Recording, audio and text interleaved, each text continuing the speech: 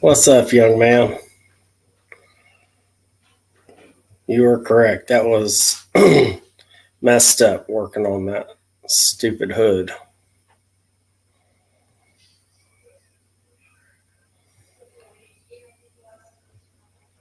Figured I'd see if anyone else jumped over here.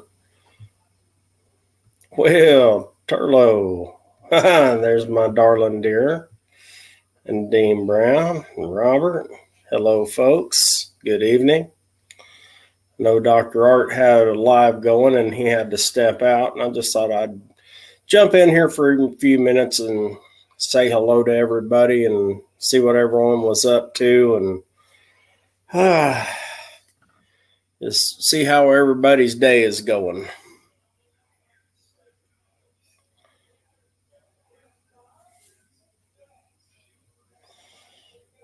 And if anybody wants to come over and help me line up that hood the rest of the way. Oh, yeah, especially that one right there. That one right there. She can come over and help me line it up. Yes, here I am, brother. Yeah, I just thought I would jump on here for a little bit. Uh, Dr. Art just kind of jumped off of his for a little bit. It is too hot. It is too hot. It's supposed to be 102 here tomorrow. It's about 100 today. If anyone's wondering, that is my beautiful wife right there. It says that the gray squirrel looks bright. Well, I did just take a shower. So,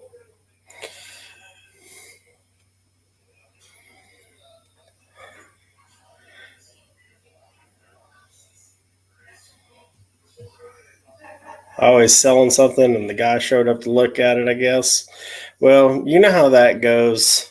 That could be 30 minutes or an hour and 30 minutes when you get to talking to somebody, you know.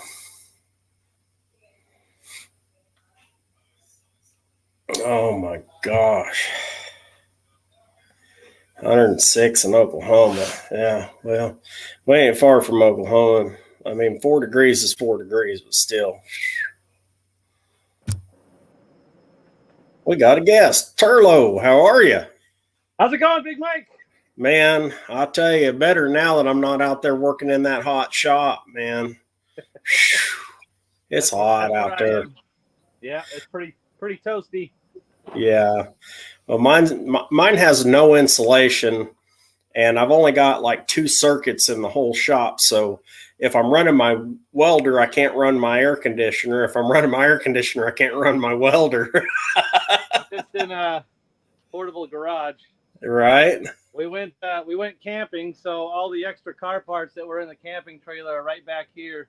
We got to clean all this out again so we can get back to work on building Jason's hot rod chassis over here. Cool. That's the plan for today. Nice. Yeah, I'm just I'm trying to get that dang hood buttoned up on the Blockbuster, man. I decided to build that tilt front, and everything lined up perfect whenever it was just the fenders. Well, then I put the hood and the fenders together and I welded them together. Well, when I did that, everything is back about that far away now. And I'm like, man, how did that happen? I have no idea how that happened. I should have lined everything up and then welded it. And you know what I mean? Yeah. But always something. That's a big project. Trying to make a one-piece tilt front end, especially out of metal, and then trying to keep it all lined up, keep it from warping. That's not an easy thing to do. No, it is not easy at all. It's I'll tell you what, it's a whole new thing for me because I'm kind of a late bloomer on all this automotive stuff, you know. I always said, you know, this was going to be my retirement stuff. This is what I wanted to do for my retirement, is learn how to work on all this stuff, you know. And I can kind of weld. I can You know, I mean, I can kind of fabricate. I can make something out of nothing. It might look crappy or whatever, but I'm working on a car that was left underneath the trees for 15 years after some kids stripped it out, chopped a hole in the top, and put an electric sunroof in it. You know, and then they just let it set. Yeah, yeah. So, I mean, it really had no future until I got a hold of it. Now it runs and drives, you know, so there's that. Stuff back to life. That's what it's all about. Right. For future generations. Absolutely. For sure. So Bear Rose, am I going to angle cut the fenders? No, I'm not going to angle cut the fenders. I originally was going to do that.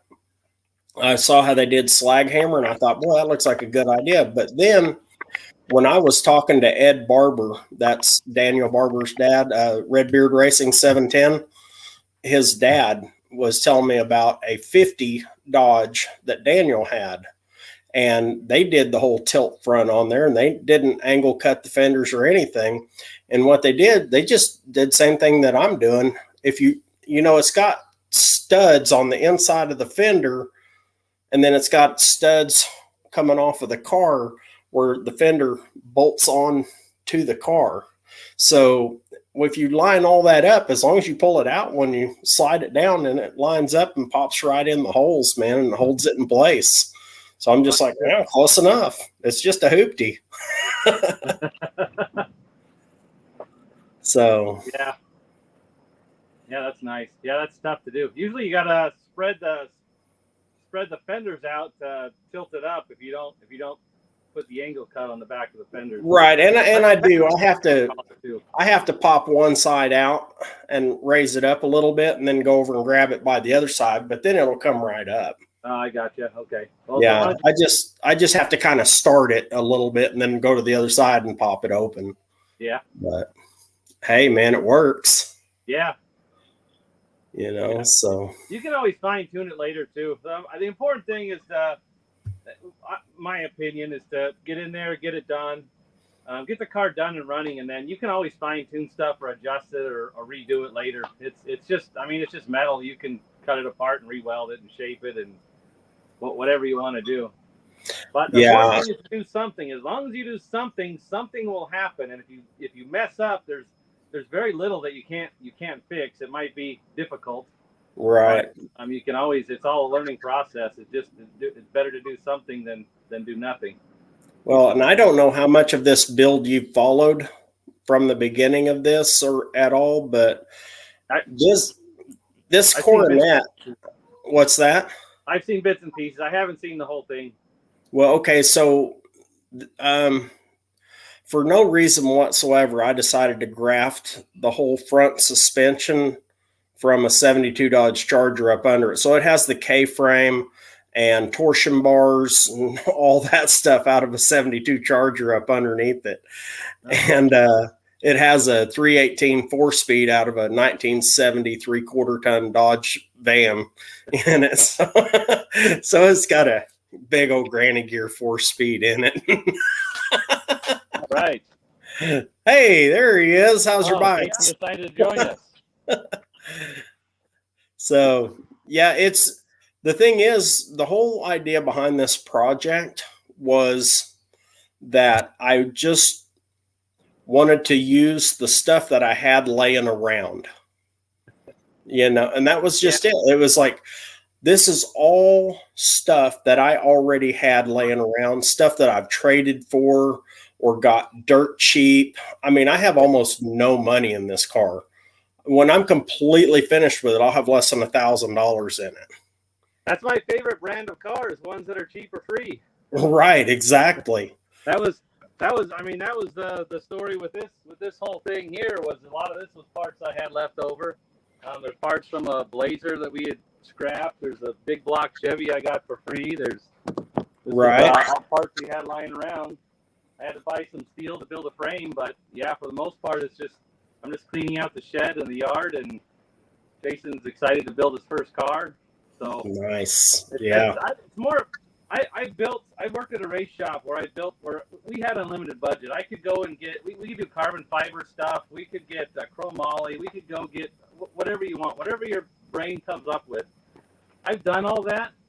That's fun, but to me, this is a lot more. It's got to the point where I think this is a lot more challenging to say, what can I make out of what I have? What can I use and make it fit and make it work? Right. I enjoy this a lot more than just going out and buying all new stuff. Buying a frame kit from Jegs or something like that, and welding it that's already engineered. You can do people like doing that. That's just not what I enjoy. Right. Well, you see that all that suspension stuff out of the 72, that was out of my parts car. I bought a 72 Charger parts car, and it's a rust bucket. I mean, the frame rails are rusted through. You can stick your hands up inside the frame rails, and even you can stick your hand through the firewall. I mean, it's even rusted through the firewall. It's trashed, but it had a really good, it had a good 8 3/4 rear end.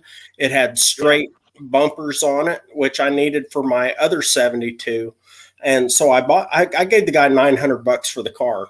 And I figured, well, I got my money in the rear end and the bumper easy, So, and I put those on my other car, my 72 that I'm building. I don't know if you've seen it at all, but I'm building that 452 cubic inch big block for it.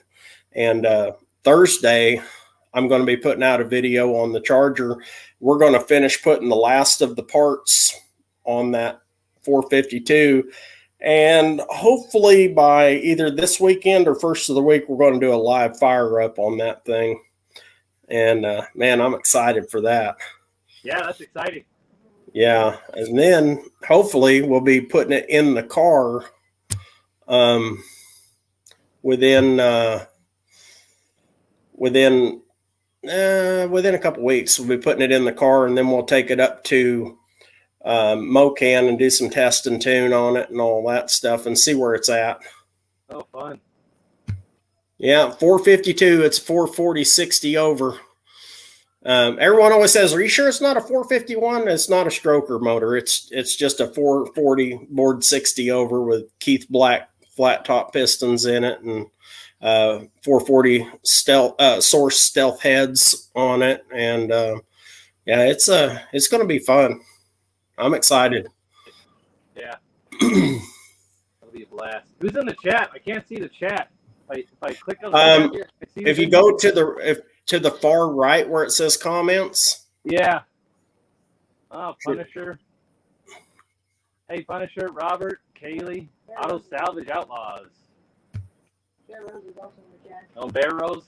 Hello. What is a 452 based off of? It's a 440 that's bored out 60 over. Yeah, it's a the block is a 69. And my buddy, he gave me such a hard time because I went with corporate Chrysler Corporate Blue on the engine. And he's like, why aren't you painting it orange? I'm like, do you know how many orange freaking 440s are out there, dude? Seriously? I'm like, no, I want this. This is my car, and I want it to be period correct because, all of your just standard 440s were Mopar blue. That they were corporate blue. That's what they were for 1972. And it's not a high performance. I mean, it is high performance because I've made it high performance, but it's not an HP block or anything like that, So that'll be fun. Yeah, I painted my engine for the Jeep. I got a short out. I don't know if anybody's seen that, but it's multicolored: pink, purple, orange, blue, green, red. Yeah. Cool. Oh yeah, I saw that. That thing looks like a crazy chameleon. Punisher, what's up? What's up, Big Mike? Man, I'll tell you what, I'm just glad to be out of the heat. What's up, fella?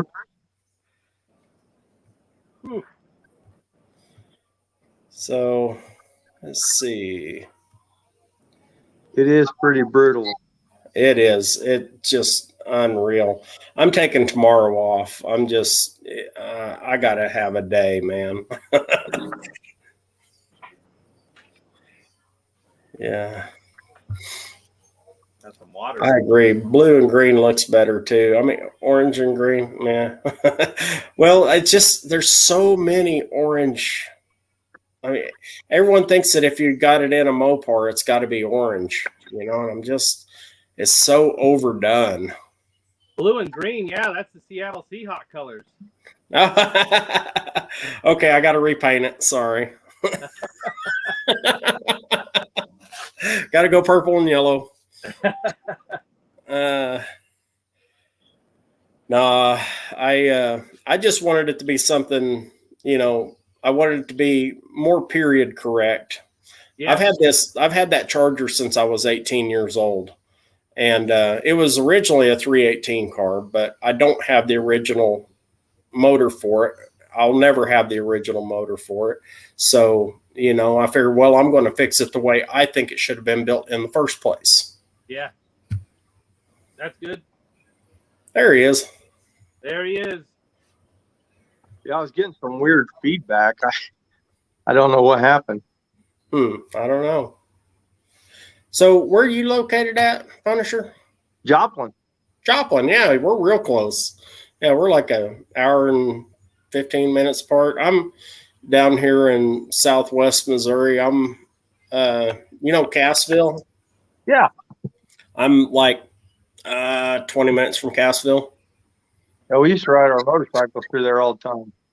Right on. Well, let me know when you go up to Mocan. I'd like to go watch you run. Heck yeah. Here comes some more trouble. Heck yeah. Yes, sir. Uh-oh. He's dark. I'll turn my light just so we... What? Should painted it Ford blue. You should paint it that's funny. red and black. That's funny. Should paint it Pontiac blue. Okay. I should have painted it turquoise. Turquoise. Well, I mean, yeah, but there's that silver blue color too. Yeah. Well, I'll tell you what, when it may be on the next one. Maybe on the next one. I painted a motor bright yellow one time. That was a bad idea. It showed every oil leak. Only thing I ever had yellow, I had a 69 Ford Ranger, and I had it painted black and yellow, like Bumblebee. And it was pretty cool. It really was cool. It was a nice truck. I had a 79 Firebird that was CO6 yellow, and I thought it'd be cool to paint the yellow motor yellow and, you know, yellow cell spark plug wires and all that weird stuff back in the late 90s, early 2000s. Yeah. That was a cool thing to do then, you know.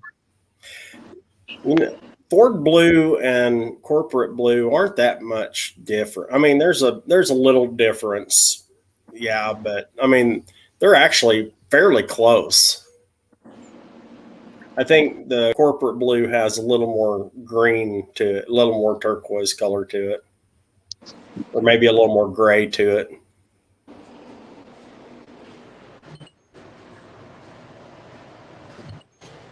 Like, didn't GM have a light blue in the early 80s? They did. Yes, absolutely. Outfits. By golly, another one of my fellow Arkies. I'm originally an Arkansas year. I just relocated up here to get out of Benton County. So what is old June doing? How's June doing? I said, what is she doing? What is she doing? She's hiding in the bedroom, making fun of me because I'm in here.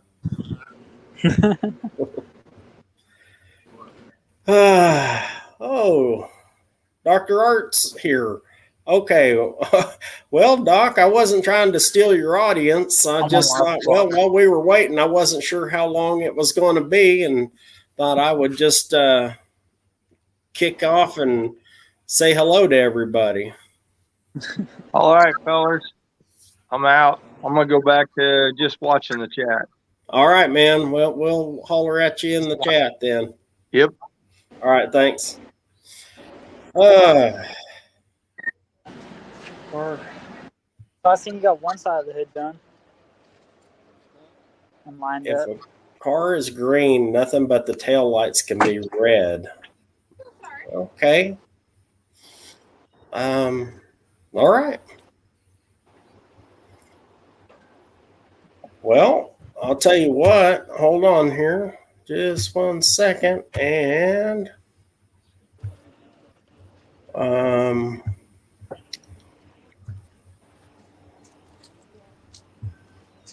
let's see. I still have a hard time figuring this stuff out once in a while. There we go. Now maybe Dr. Art can pop over here if he wants to just cruise over here. Just jump in, Doc, and take your show.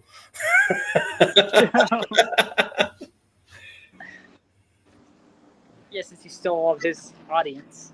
Yeah, I wasn't trying to steal. I didn't. That was the last thing I want to do. I just know how it goes sometimes when there he is. I just know sometimes whenever someone's coming by and you go to talk to someone and say, oh, it'll be about 30 minutes. And then an hour and 30 minutes later, after all the talking's done. No. It's fine. I had everyone over on my side come over here. Oh, right on. Yeah, so we can hopefully they followed me over. Looks like a few of them around the way. Fantastic. And stuff like that. So yeah, I started mine early because I know I had a guy coming to pick up some stuff for me. So I had to kind of go out, but where's the camera? Oh man, I hate that. I hate whenever that happens. That's the worst. People show up in cash and want your stuff. How ridiculous is that? I think I'd dump all these folks too.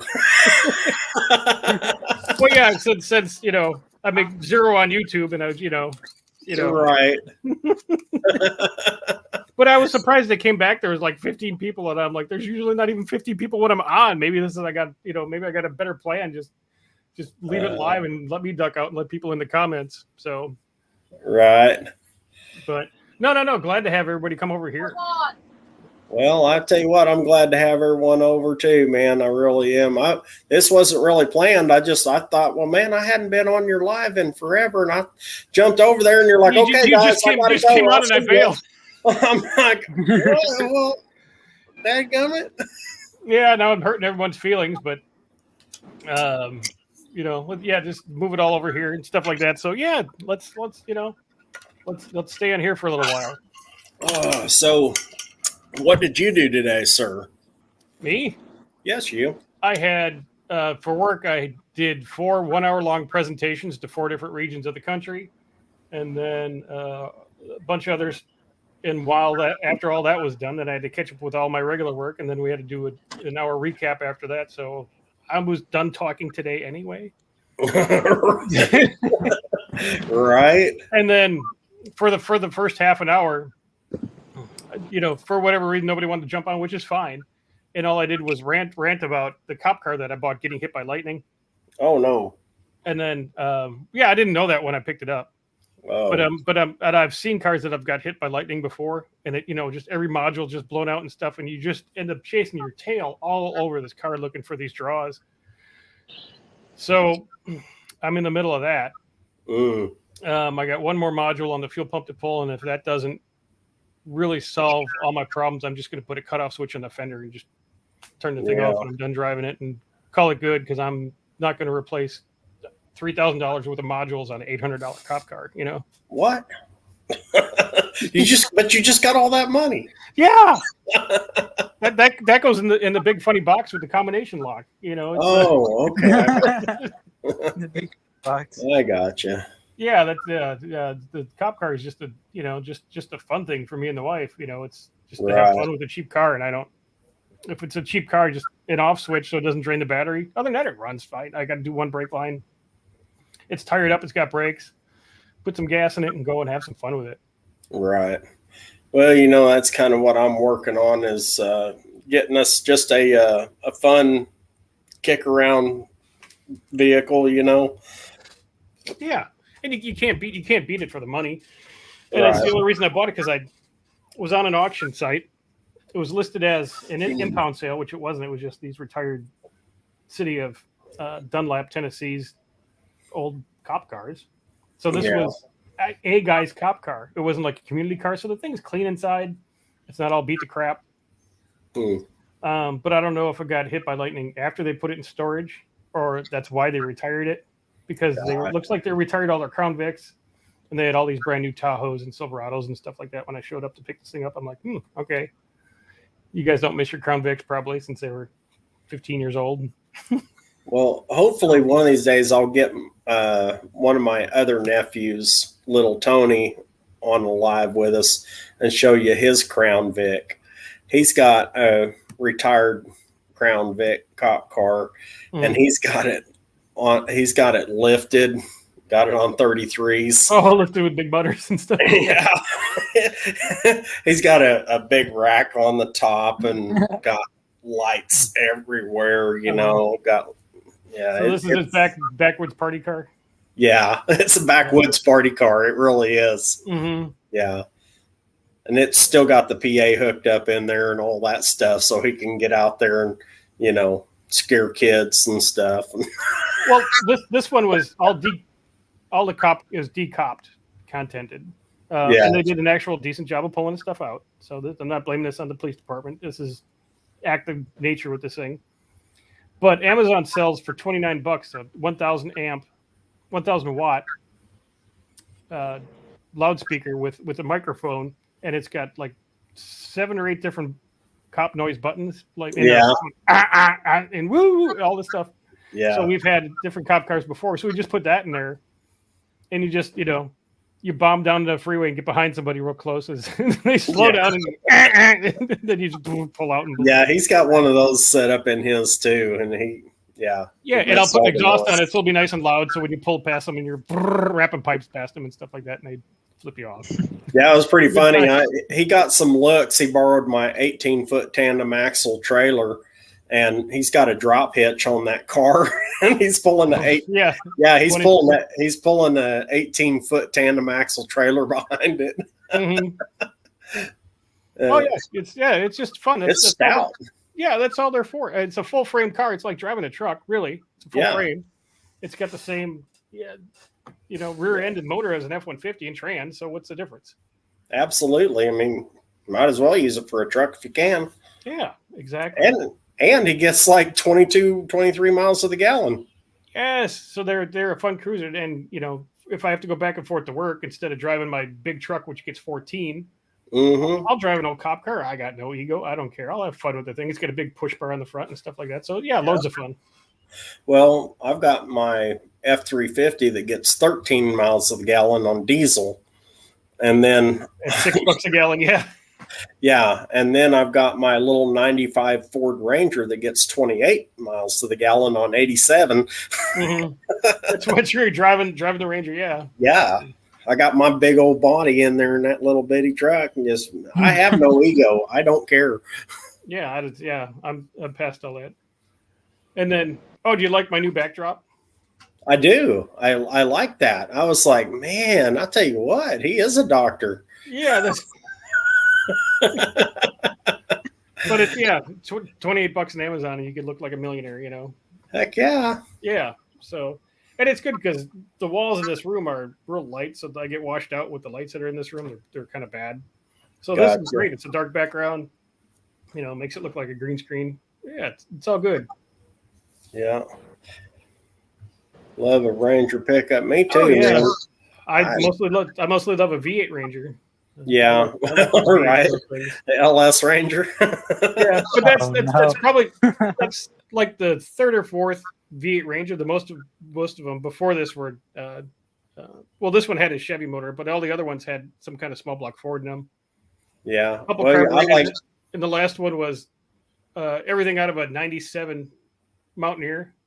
So all the fuel injection, computer, and everything. You just take out the 6 that was in it. It all plugs in real nice. Nice. A little bit of modifications here and there, stuff like that for clearance. But then you use the rear end. So you got a Ranger that has V8 computer controlled with overdrive and 4-wheel disc brakes for the price of the swapping the parts over. Yeah. There we go. There's trouble. Yeah. Right on, man. Yeah. What's going on? So, we was just talking about V8 Rangers, and I was thinking about the little the Mopar big block S10 that Clint's building. I'm like, boy, now that's like a finger in the eye to every LS guy who's ever put one in a Mopar. I love it. I think it's great because I've been joking about it, and I'm serious because I got a D100 out there that I've got a 429 in the garage. I'm thinking about swapping a Ford into that D100. Yeah, I'm thinking hate mail and wear a bulletproof vest everywhere I go, but put the big block in there, run the exhaust out the hood. Oh yeah, just the old go like derby style right out the hood. Yes. Put the clappers on it. Yeah, everything. Exactly. The farm, the tractor flappers and everything. That's awesome. Somehow put a Chevy transmission behind it. Mm-hmm. With like a Toyota rear end. Not one piece of the driveline be Dodge. Yeah. Kind of hate I'd get out of that.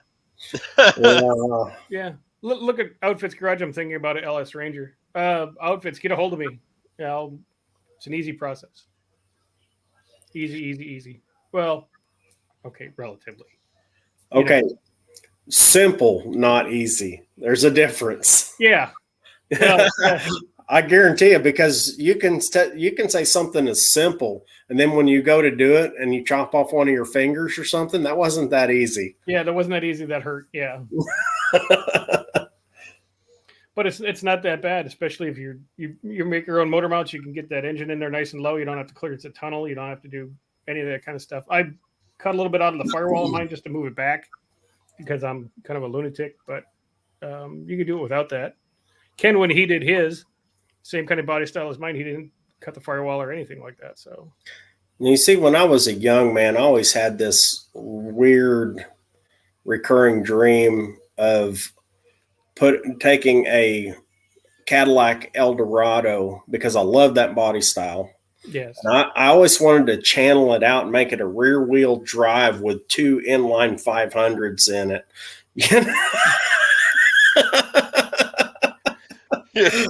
I had a buddy of mine in Vegas. He took that whole 500 cubic inch Eldorado front drive setup and he put it in the back of an old Econoline cab over pickup.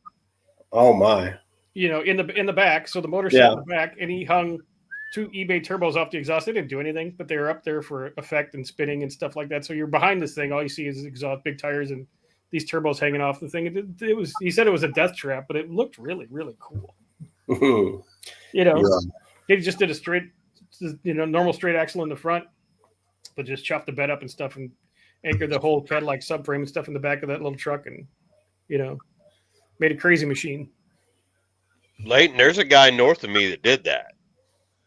It's Cam Racing. He LS swapped a Duster or something like that, and he took it on Power Tour. That thing was mean. That motor and that setup of car it ran good.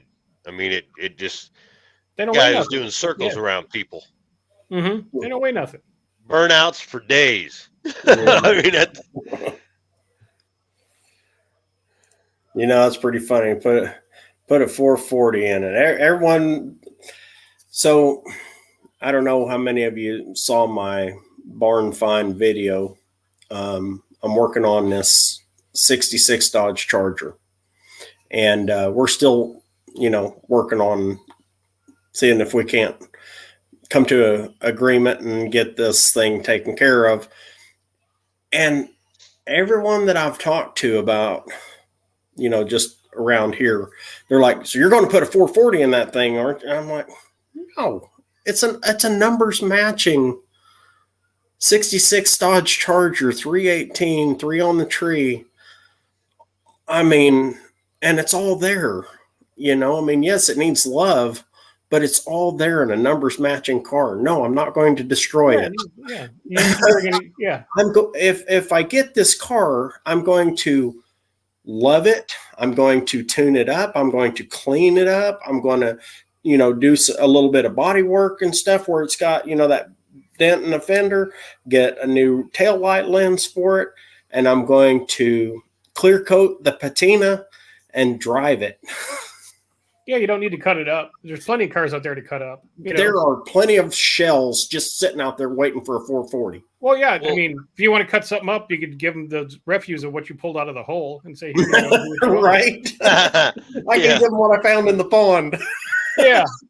Now, I don't know a lot about Mopars, but isn't the 66, that's a 1 year, like a lot of the stuff on that is 1 year. It is, and it's got the 4 bucket seats and the console that runs all the way through. Yeah. I mean, it's a super special car, man. Yeah. Yeah. And with it being a numbers matching car, no, man, I would never do anything to destroy it. I would just love on it, man. Yeah, get it, drive it, be happy with it. Yeah. Right. People always forget about those years that there was actually Chargers back that far. Right. And it don't look like any of the, the late 60s. It don't look like anything. Right. So Well, like, they look what like, the hell is they that? look like the Marlin. Yeah. That's what I was going to say is a Marlin. Yeah, and then the Torino fastback. I love those. The 68, 69 Torino. Yeah. Yeah. So 66 and 67, both of those Chargers were fastbacks, but 66 was the only one with the 4 bucket seats. I mean, it's just a super cool car, man. And I always wanted one. I've wanted one my whole life. And I had a chance to buy 2 of them once upon a time, but as fate would have it, I went to get the money from the bank. This was back before, you could just, do stuff on your phone and walk into Walmart and get cash back. But I had a chance to get one running and a parts car. I went to the bank to get the money. And when I came back, the dude had just sold it to another guy. He wouldn't hold it for me for an hour to go get money. I was just like, man, I couldn't believe it. I missed out on it. Yeah, I've had similar things like that happen. Here just recently, like before I got started, in the No Name National stuff, I found a 71 Le Mans over in, I believe it was, where in the hell was it? Indianapolis somewhere, I think. Or was it? No, it was Ohio. I was so pissed off about it. I'm forgetting where it was. It was Ohio. So I got the trailer and everything hooked up, got everything ready to go. I was going to go get this damn car, and I was going to have to move a bunch of stuff out of the way to get it. I got halfway over there, and I was calling him saying, hey, I got to stop and get fuel, so give me an extra 10 minutes. Oh, well, a guy just brought me cash, and I handed him the keys. Oh. I'm like, you knew I was coming 300 miles, right? Yeah, well, he had the money and the keys, and he hung up on me. Wow. I had the address. I just about made the rest of the trip. Yeah. I was like, I don't need to be spending the night in it was a freaking Saturday, so I'd have been spending the night in a jail cell till Monday or Tuesday, and they probably would have sided with me. They might have. The judge would be like, he did what? Yeah, my brother, he had a 67 Tempest, and someone had tried to make a GTO clone out of it, and but it still had the Tempest tail lights on it and stuff, and I was just like, yeah, well, they tried, Yeah, but it was still a cool car. It was a really cool car. Had 396 in it and 4-speed, and it was fast. Huh. Yeah, I got home from work today, and I was walking past my cars, and I went, nope, I ain't touching you. I'm done. I had a hell of a day yesterday, and I was just like, no, I ain't touching the car tonight. Yeah, it's just so hot, man. Today, when I got done messing around, I was just like, man, I felt like, wow, am I going to make it over to the house from the shop? And I mean, it's like, 50 feet. And I was like, man, yeah, I'm taking tomorrow off. Yeah. Well, like you said earlier, it's enough to make lunch some days. So, yeah. I've been doing the real butthead thing where like one of the workers will come up to me, want to tell me where to put rock or anything on the job I'm doing, and I'll crack the window a little bit and yell out the window. It's hot out there, man. Yeah. Just point. Just point. Yeah. I'll get it. But Well, I gotta have the cab and my bunk in my Kenworth. I have to have the air going on both, or it gets unbearable because we go and we sit for a little bit, and then I'll go and I'll sit for a little bit, and it gets warm in there on top of that motor, that Caterpillar. Yeah, I bet. I know that. Well, in my shop, when I'm not planning on doing any welding or anything like that, I can close the doors and I can turn on my AC, and I can get it down to about 95 in there. Oh shit! But well, if it takes some of the humidity out, it's I only have a couple of circuits in there because I haven't wired my shop because I'm lazy, or because I put my interest elsewhere, and my efforts elsewhere. I've got all the conduit. I've got a roll of wire. I've got the breakers. I've got everything to wire my shop. I've got the boxes and switches and plugs and all that. I've got everything to wire my shop except for the doing. Yeah.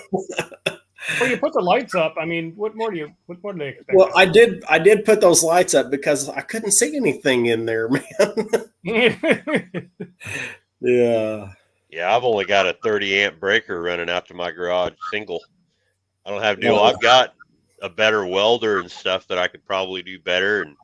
And then off my garage, I got a pool, and I'll run the air conditioner inside there. And I got, this and this and this and this. Pretty soon the air conditioner will kick on, and then pop, I got to run down the stairs to the basement of my house and flip the breaker again.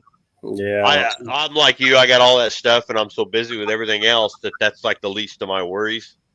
I just, I'll run a damn extension cord from the house just for extra power if I need it. Right. But, got all kinds of sound system crap with, 220 and all this shit that I could run out of the house, and I don't even mess with it. I just let it sit.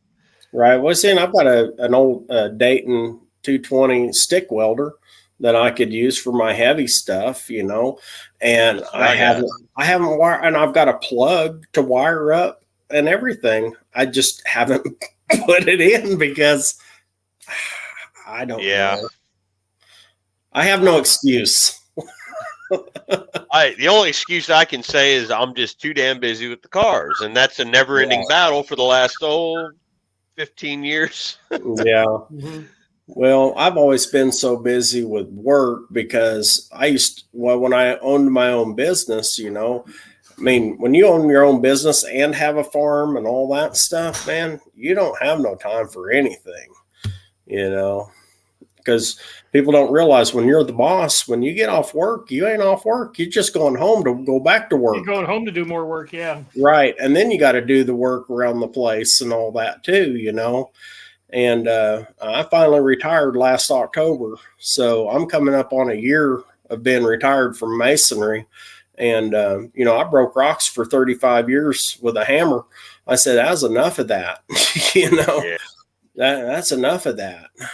Hell, by the time I get that age, I won't be able to retire. I'll just have to keep. I'll never stop. I own my truck, so I'll go until Illinois says I ain't allowed to drive CDL no more. That's basically what'll happen. Well, if it hadn't been for all my injuries and stuff, I've broken both of my legs. I broke my neck in a pool in 2008, and I sliced my arm. I don't know. See. I sliced that almost to the bone with a 10-inch grinder, and I just can't do it physically and be as efficient as I need to be in order to make the money that I expect to make when I'm out there on the job. Yeah. Mm-hmm. So now I still have an eBay store. I have a couple of flea market booths that I stock up, and I have stuff around here, and then we sell stuff on Marketplace and stuff like that, and I mean, so we still do things here and there. Well, pretty soon you'll be able to charge people to come fishing. Yeah. Yeah. Well, I think there's one thing missing there, a really important thing: water. Yeah. We need rain in the worst It's way. gonna rain. It's gonna snow. You'll be fine. Yeah, I know eventually it will rain again, but It rained like here like crazy today. So we've been it was 100 degrees for days, and then the next like 10 days are supposed to be humid, and then late afternoon rain and cool enough in the mornings and late afternoon rain for that pattern for 10 more days. right. We're in Florida or something. Yeah, Mopar Man 1978's got a point there. He said the key to retiring is to have fun but stay active.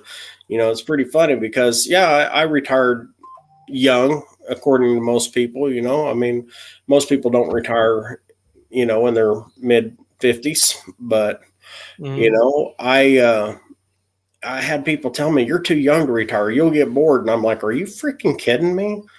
Come on out to the farm. I'll show you what I do. Yeah, come on out to the farm. Let me show you how bored we get. We'll cut some firewood today, and then tomorrow we'll go down. We'll haul gravel out of the creek, and we'll go build fence the next day.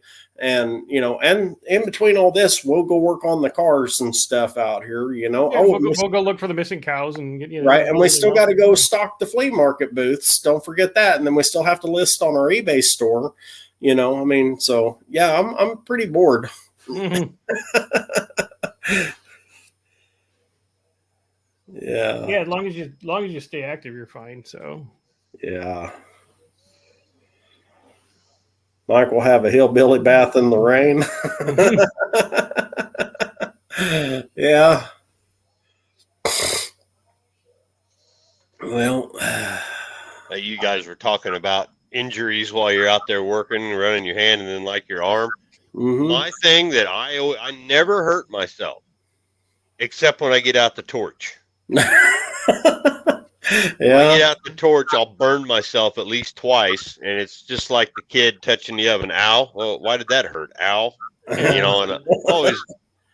That's why I never. I just made. I never film myself using a torch very often because that is the absolute. I am the absolute worst teacher, and I don't want anybody to, don't do what I do. Right. I don't know what I'm doing. Filmed yourself on TV, with a torch. It's funny because here I am. I was doing some welding there on the car, and I set the welding lead down on top of the welder right after I get done.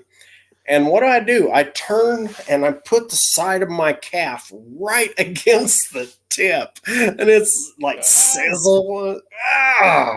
Seriously, why would I do that? That's why I always do something. I haven't really put any of them out yet, but you'll see me. I'll be looking at the camera and I'll be like getting ready to. And I'm an awful welder. Awful. Oh, like I'm the worst. And I'll be sitting there and I'll put my hand up and I'll look away. Don't watch this. Don't watch this. Yeah. I don't know if you saw my short I put out. I put on the bottom of it. I put, do not follow. I am an idiot. Yeah, I did see that. I did see that. Yeah. I put a public service announcement on there. Yeah. But well, I don't ever show me welding because and my thing is I shake so bad. I don't have a steady hand, and so it like skips around, and I have to really get my hand on a rest and all that to get any kind of a weld to hold contact, to it.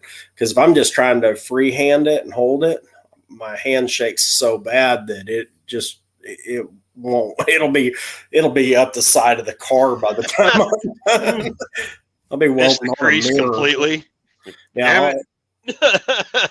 No, my big thing lately, besides because I don't, because I used to make custom pull cues and I cut my fingers all up, bandsaws and things like that. But my new thing lately, I have this little torch that I use for soldering all the wires when putting cars and stuff together. And the metal part of this thing gets hot every time. I'll have burns on my hands and I got one right here on my thumb from the last time I was doing it. It's just just stupid stuff. You just bump into it. You're yeah. So I understand. At least the sun's finally going down here. Oh my gosh. I'm ready. I did the moronic thing. I had to make some little plates to go underneath where the isolators on that ambulance connect down and you bolt through, but that's all rusted. So I just cut me some little 1-inch to go, and I was drilling holes so I could put them on the bottom, like to crush it. Mhm. And I'm sitting there with my damn Milwaukee, and I got it, and it's hot because I'm cutting so much. So the right thing to do would be grab it like this, right, with my hand and push down. No, I grabbed the back on the top where the vent is. And I'm sitting there going, like, why is my hand burning? Oh, moron. And you see the smoke just start pouring out of the thing, and my hand's all black and red. And I'm like, yeah, you're an idiot. Thank God the camera ain't rolling on that.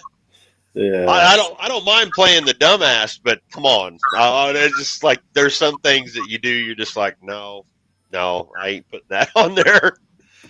Oh, Yeah. goodness.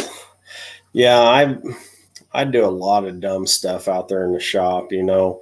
I mean, it's like I'm holding a piece of metal while I'm trying to run self-tappers in there, and I'm scooting with my hand, and all of a sudden it comes through and it's like in my fingertip. And why would you have your hand there? I don't understand. Why am I so dumb? Well, what I do as I'm doing something, I'm like, this is dumb. Don't do this, and I keep doing it. Yeah, You know, it's kind of like, and I'll give you an example because you'll know this, like when trying to start a motor for the first time, you know you put enough gas in it, but you keep dumping gas in so it eventually fires, and then you get the flames. No, That's more than not saying, it's not on saying fire. I've done that.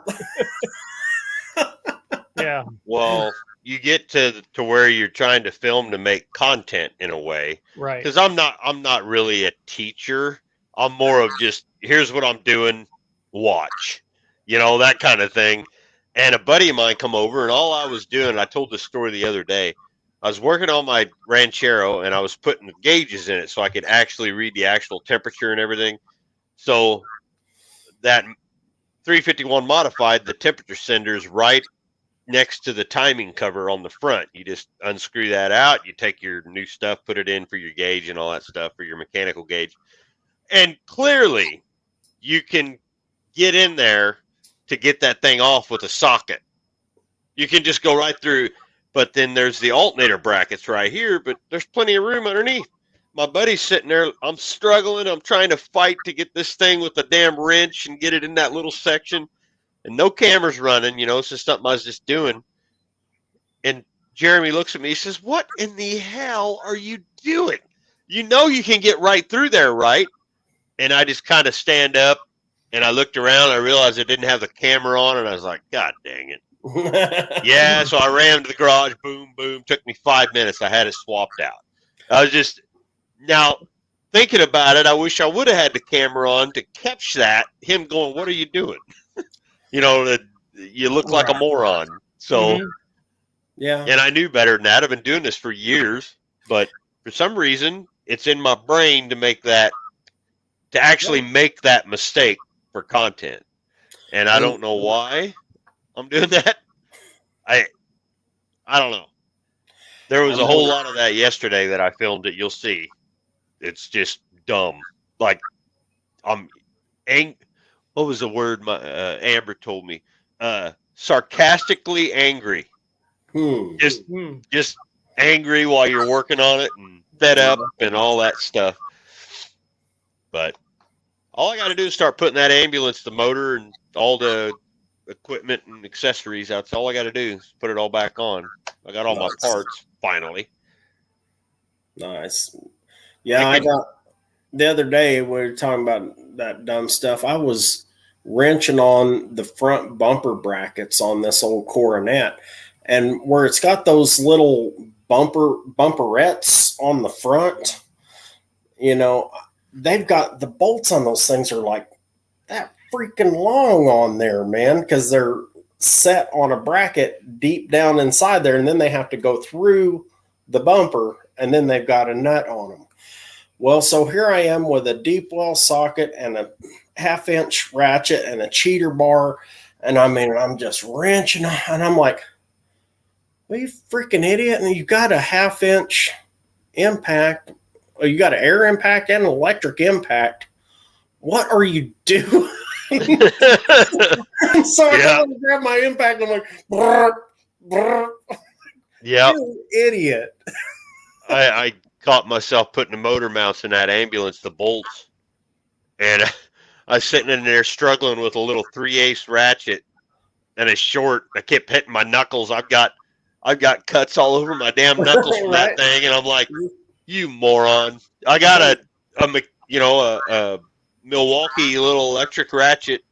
Right. I don't know.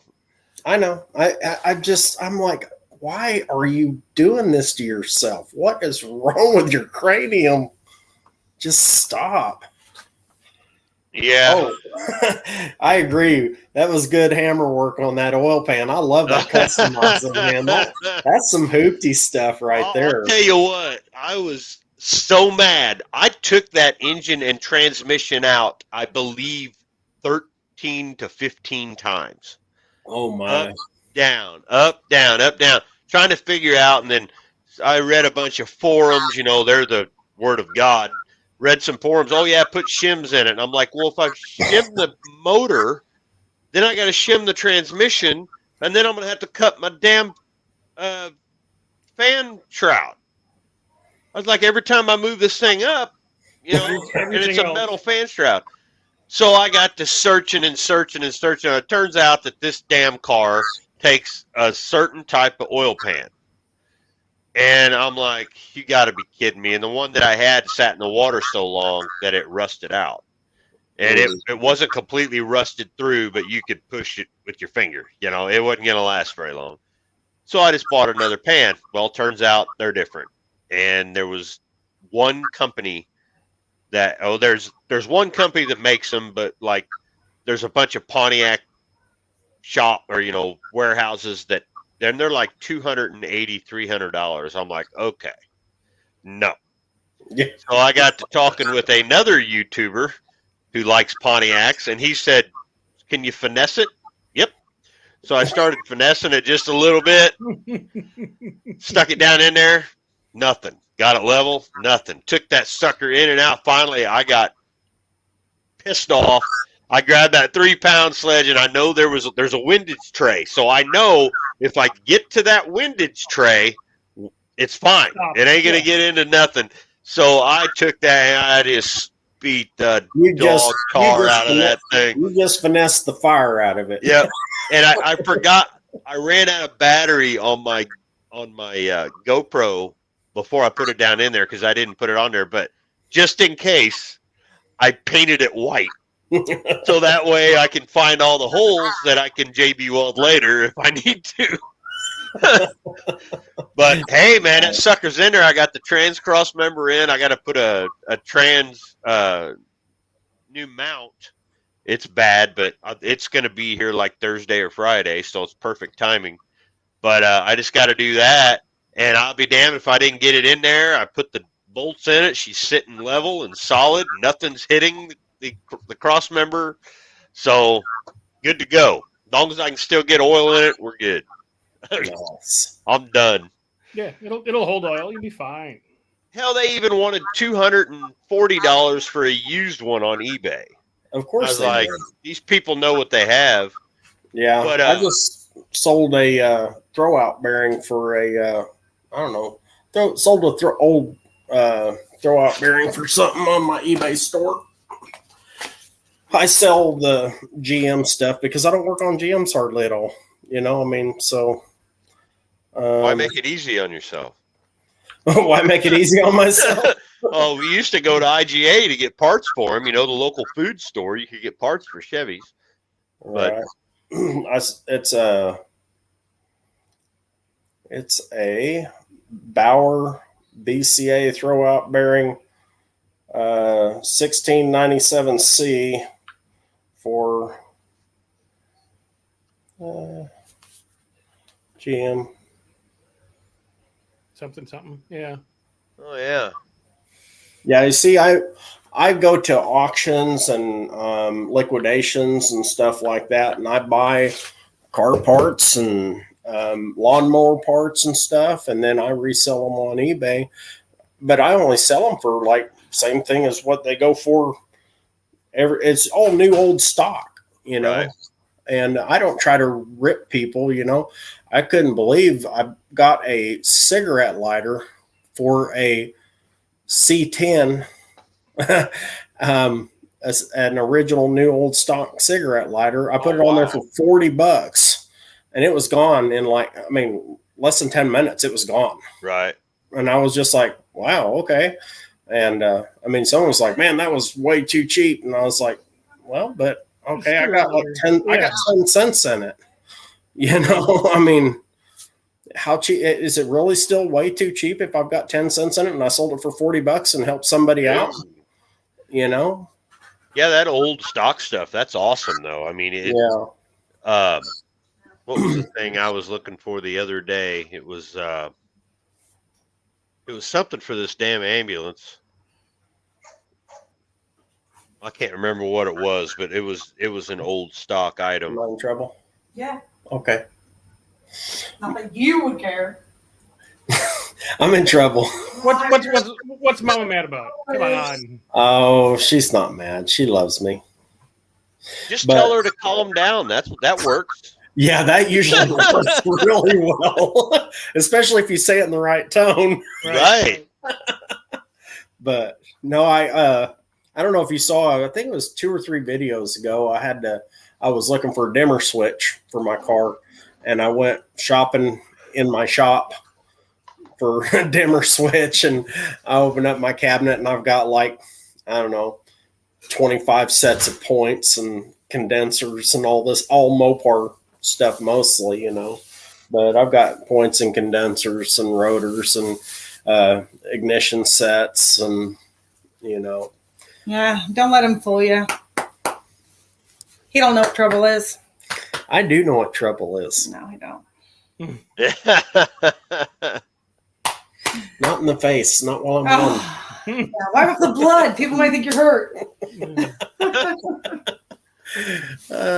I got me a good in there. Liar. You end up where you found that car. This is where you'll end up. You keep it up. You'd be like, In the pond, yeah. 50 years from now, where'd this old relic come from? It's pretty funny because whenever when I dug that up, someone asked me, like, are you sure? Did you get some cadaver dogs out there to check out around to make sure that?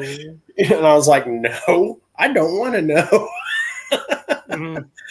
But yeah, I did find out that apparently it was the previous owner here.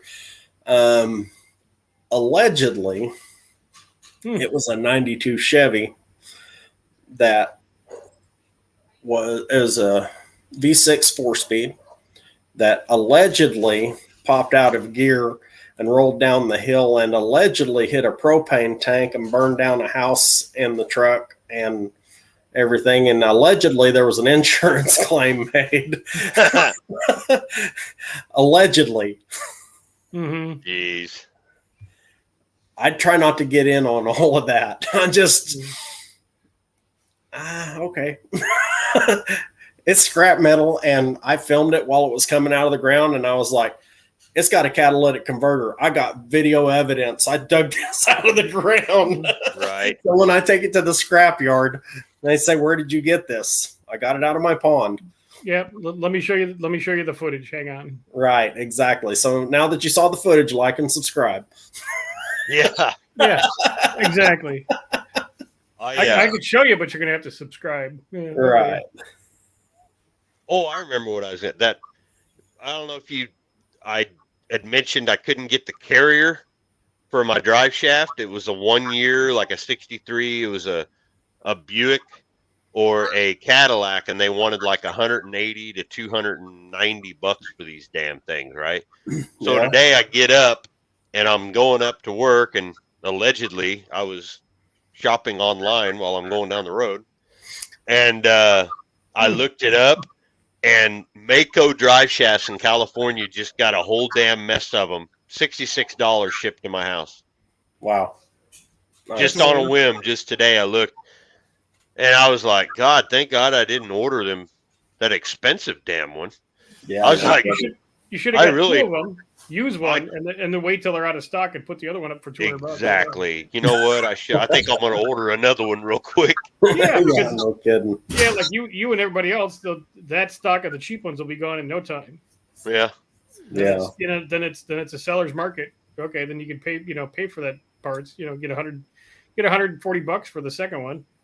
It's pretty funny. I got a box of Toro and Wheel Horse lawn tractor parts, and I bought that box. It's like one of those 50-pound wax chicken boxes, and I bought it for $12.50, and it was full of parts and had the part numbers on them and everything. It was from a guy who had passed away. He was a service dealer, whatever, anyway, mechanic, and he almost got him. UP was on the bottom, but anyway, so I bought this thing for $12.50, and I made over $3,000 off of that box of Toro and Wheelhouse parts over the last 2 years. Cool. Wow. Yeah, off of a $12.50 box. I mean, so it's just, and I just sell them for the same price of what you can buy them anywhere else at, and usually I'll actually go about 10% below the next guy, because what I don't do on the top end, I make up for in volume. So wow, right. I get that. You ever get that with cars, where you'll rescue or revive a car, and then you've got this amount of money in it, and then you just drive it to town to get gas, and somebody, how much you want for it? we bought one at the auction just not too long ago. Me and the wife, we bought one at the auction, and we paid I think we paid $400 for it. We took it down to the gas station and put gas in it. The guy asked us, he said he was looking for a car for his daughter. He asked us about it. We said, yeah, we just bought it, and told him what it needed. And he said, well, what will you take for it? We said, $700. Oh, we got a couple big old buck deer over there. Probably can't see them, but we got a couple big old bucks way back yonder. I see them. No, there's something right there between. You see those bucks over there, but right there, there's a dark object that they're playing with, and I can't figure out what it is. It's Bigfoot. Bigfoot? Yeah. Oh, there they are. 1, 2, 3, 4, 5, 6. Oh yeah, we got a whole mess of little young bucks over there. Young, my booty. Yeah, they're young. They're younger. They're only probably 8 or 10 points.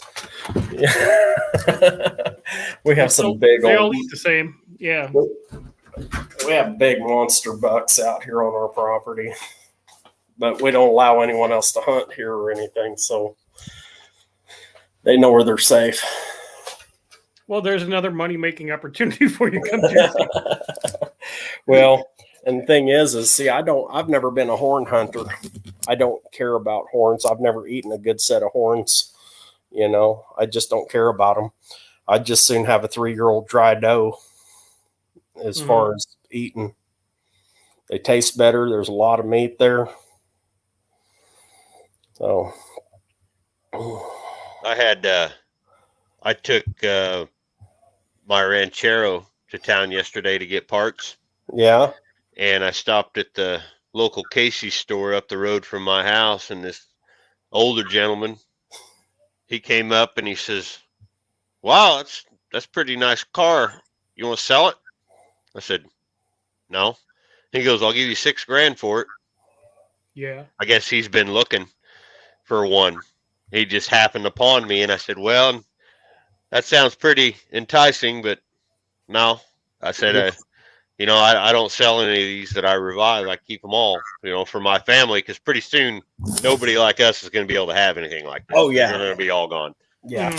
So he's like, boy, I sure like to have that. I will. I'll run to the the bank Monday and get you the cash. And I said, no, I have a total of $1,700 in that car.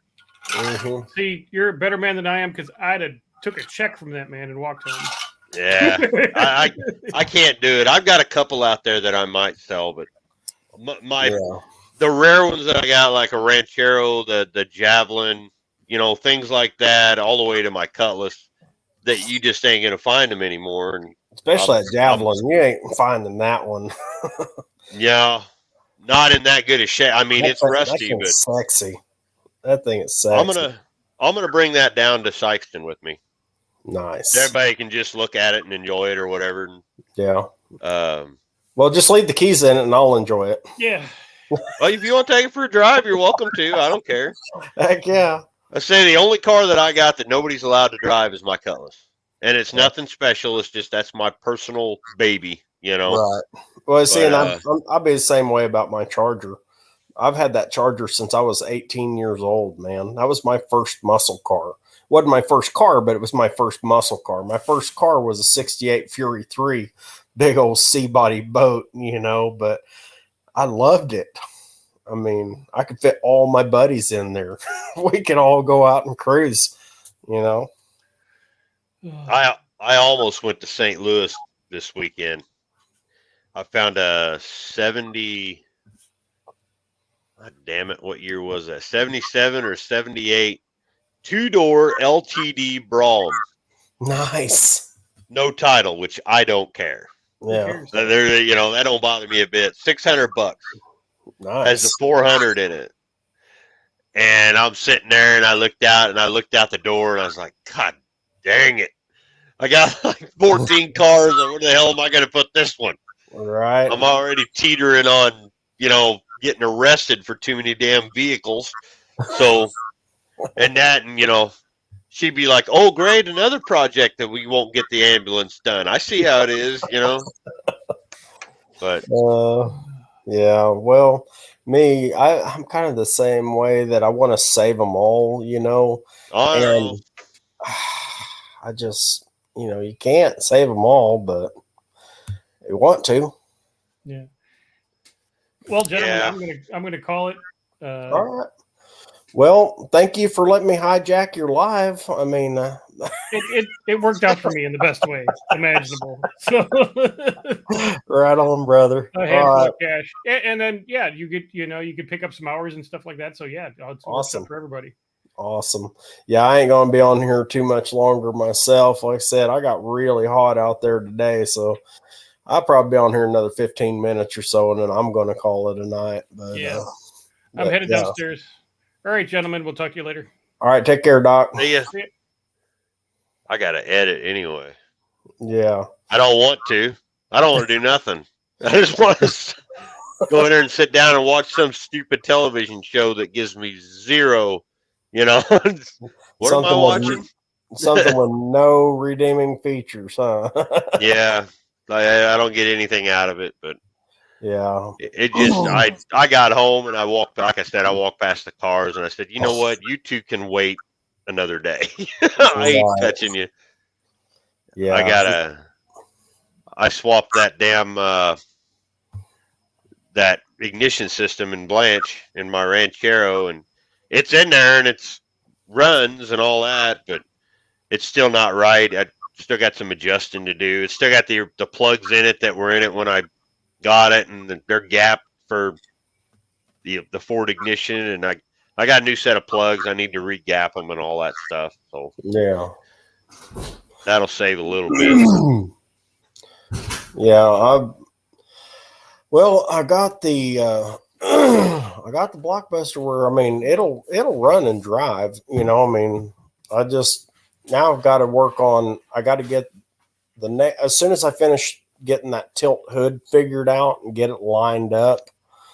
The next thing I think I'm going to have to work on is my fuel system, because the kids that were supposedly going to fix this car from, the old man. Well, the way I got that car, the old man that had it, his grandkids asked him if they could fix it up. Well, their idea of fixing it up was they went in there and they stripped the whole thing out, took out all the interior and everything, took out motor, transmission, all that stuff. And then they cut a hole in the top and put in an electric sunroof.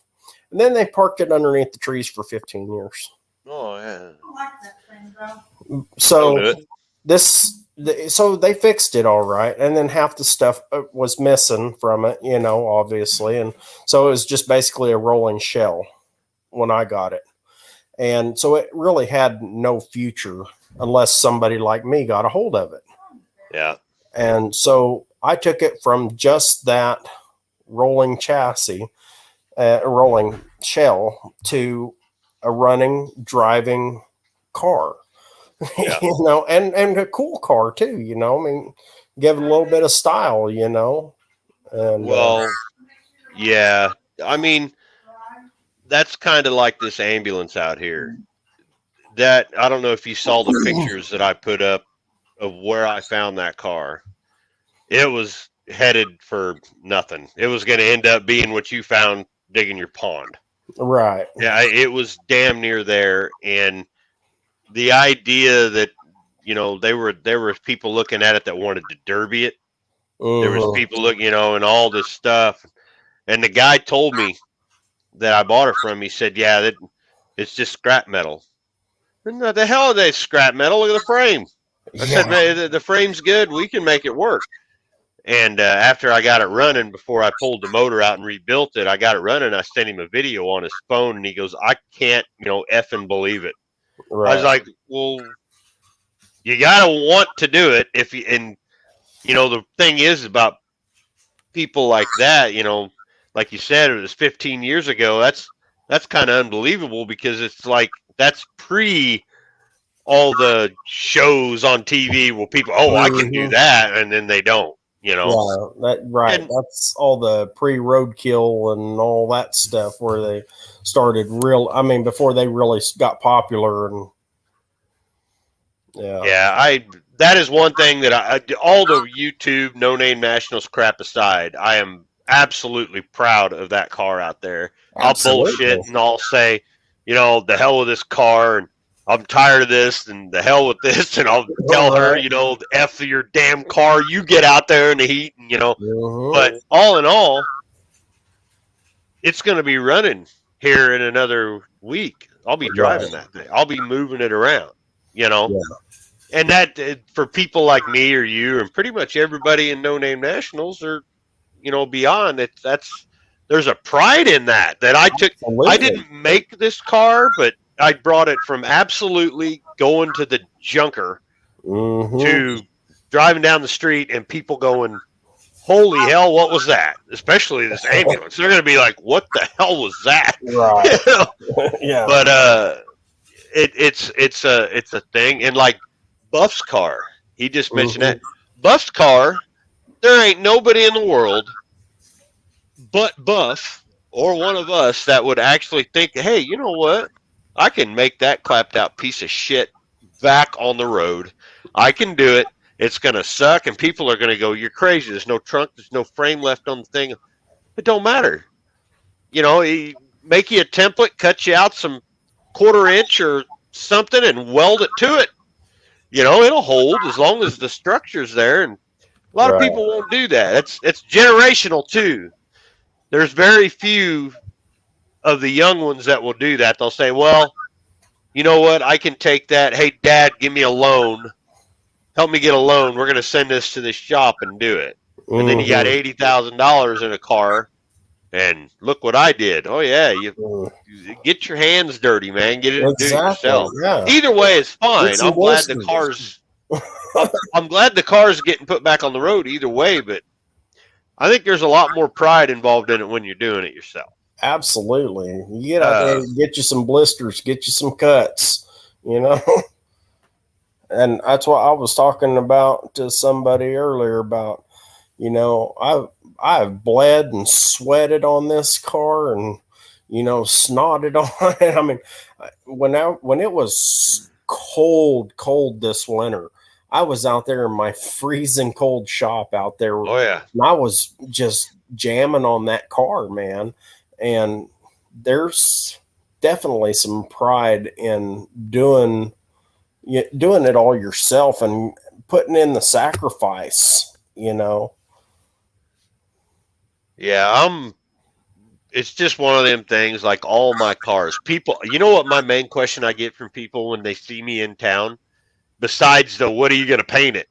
Rust. You know, that's what I'm painting it. And you know, really the main thing I get is, where did you find this car at? In the woods? What do you mean in the woods? Like me and a buddy of mine had to cut trees off of it. We found it in the woods. Right. Oh my God, why would you want to do that? I don't know. Why? I like it, and it's mine. Once it's done, I get to drive it, you know. And then when they see it, oh, you should take that to so and so and let them restore it. Well, why would I want to do that? I already revived it. You see it on the road; it's right there. Yeah. I could hop in that old Cutlass of mine and take off across the whole damn country if I wanted to, rust and all. It'd be missing parts by the time I got there, but you know.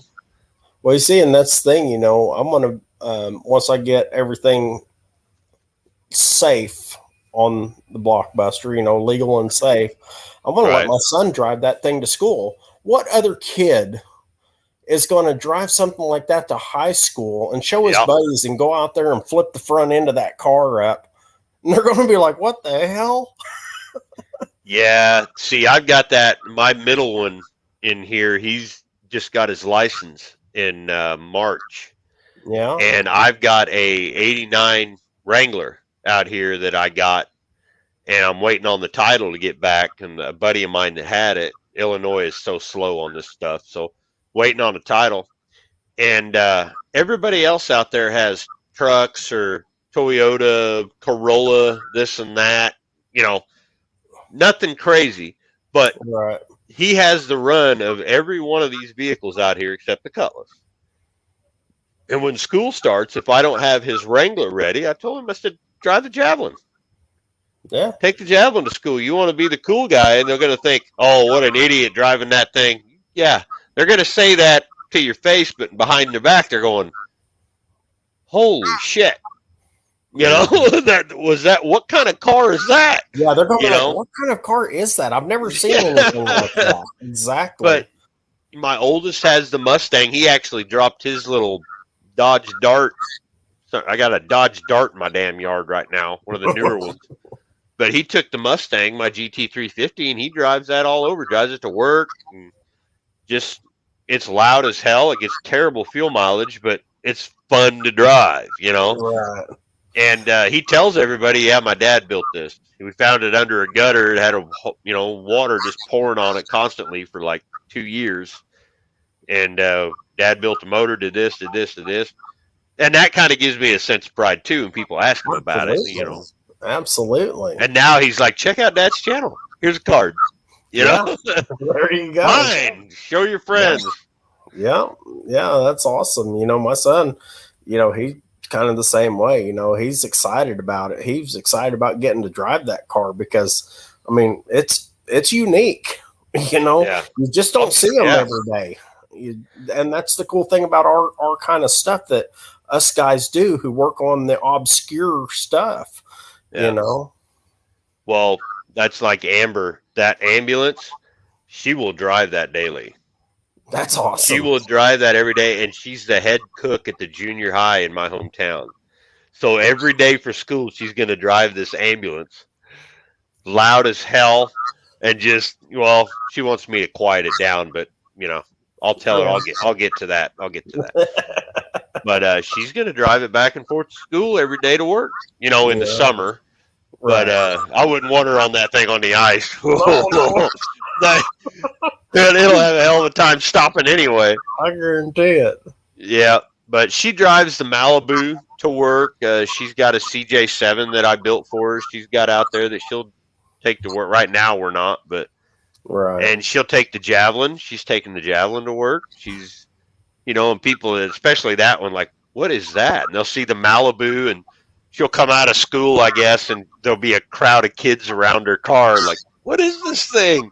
Right. You know, it's fun. I mean, absolutely, it's fun. The newer generations have no idea. And like I was saying, that we take these cars. Will I sell them? Absolutely not, because, like I said, these kids that are coming out of school, unless they make millions of dollars, they're never going to see one of these things in their lifetime or be able to drive or ride in one. So I'm trying to keep everything I can for my kids, my grandkids. It's kind of like my inheritance to them. Here, Yeah, take something I built and make it your own. You know, absolutely. Well, and my stuff is my inheritance to my kids like that too. I mean, I've got my cars in my will to them. I mean, and as I get more, they'll be added as well too, because I'm not planning on. I'm not a car swapper trader, you know, like that. More of a collector. yeah, I'm definitely a hoarder. Yeah. But I don't get anything that I can't put on the road. There's nothing out there that I will not ever put on the road. It is something that it's one thing after another, one thing after another. Right. You Well, know? I've still got to finish up the charger. And then if I get this other charger, then I'm going to have that charger to fix. And then I've also got the the 78 Aspen station wagon. And then I've got my 74 Dodge sports coach. It's a 34-foot RV. It's got a 440 727 setup in it, but it's a 1974 and it's in restorable condition. I mean, it's all there. And I was just thinking, how cool would that be to be pulling that up to a show somewhere? Right. You know what I mean? Yep. How many of those do you see that haven't been just destroyed? You know, I got it originally for the motor and transmission, all that, and then, gosh, the more I looked at it, the cooler I was like, oh my gosh, I'm sorry, but I'm falling in love with this thing, man. It's so ugly, I can't stand it. Yep. I had a 76 Aspen station wagon. It was pea green with a leaning tower power and automatic. Yeah. Bought it. It was my hometown over here. It was their driver's ed car. It still had the right side foot pedal in it. Nice. Well, I drove that thing everywhere. Well, mine's white and it's the slant 6, but it's got the 3-speed in the floor. Oh, wow. Yeah. So it's definitely different. But the bad thing is where it's sat. I don't know how they got so much moisture in it, but it has the driver's door is the only door that will open at all. And I don't know if they took it off with the jaws of life or what, but they have a different door on there because none of the doors operated apparently. Now the only door that operates is one that doesn't match. So I don't know. Yeah, hell, it could just be the mechanisms in it, or I think. Well, it's really rusted. It's really that rusted. Ranchero. I had to actually, them big long WD-40 that's got you can bend the straw on it or whatever. I had one of them in the door of that Ranchero and just sat there and held it and went down through the window and sprayed all down through there. And I've tried all that kind of stuff, all kinds of penetrants. I've tried Freol and PB Blaster and WD-40 and I even poured some diesel down in there trying to break all that stuff loose, because I've used diesel to break engines loose, just let it get in there. Oh, yeah. And, man, nothing has got those doors open. I'm thinking what I'm probably going to have to do is I'm going to have to take the inside door panels off and I'm going to have to get in there and physically, work all that stuff loose in there to get it out. That's the only way I'm thinking I'm going to get it out of there. I had to get the door lock mechanism on, sitting out the door. Mm-hmm. I had to grab that with a pliers and yank up on it about 50 times and just try to open that door, and it finally opened, and then spray it full of crap, and now it closes perfectly. But I got one on that ambulance. The passenger side, only the inside works, so I got to get that apart. But I hate rust. I'm so sick and tired of rust. Trans fluid, huh? Trans fluid. I might have to try that. Thank you, Beamer.